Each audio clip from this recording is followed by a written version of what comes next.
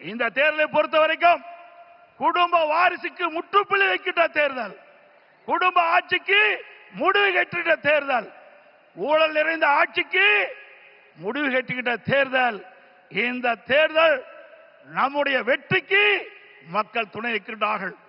நம்முடைய கூட்டணி கட்சி தலைவர்கள் இன்றைக்கு எழுச்சியோடு இங்கே உரையாற்றிருக்கின்றார்கள். எனக்கு பின்னாலே பாரத பிரதமர் அவர்கள் உரையாற்றிருக்கின்றார்கள்.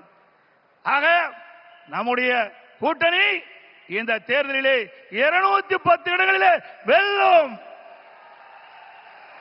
பெரும்பான்மையான இடங்களிலே வெல்லும். அண்ணா திமுக ஆட்சி அமைக்கும்.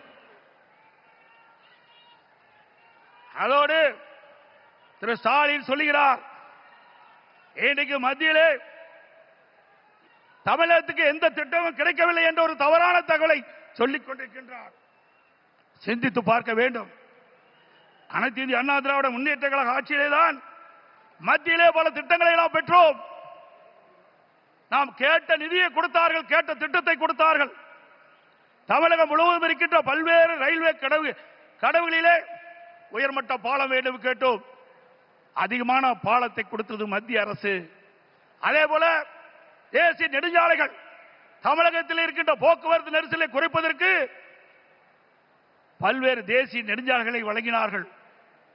அது மட்டுமல்ல, சென்னை மாநகரத்தில் அதிகமான போக்குவரத்து நெரிசல் இருக்கின்ற காரணத்தினாலே மெட்ரோ ரயில் திட்டம் கட்டம் 2 அதற்கு அனுமதி கொடுக்கப்பட்டு சுமார் 63,000 கோடி ஒரே திட்டத்திற்கு அனுமதி வழங்கி அந்த திட்டத்தை மத்திய அமைச்சர்களே நேரடியாக வந்து அடிக்கல் நாட்டி சாதனை படைத்தோம்.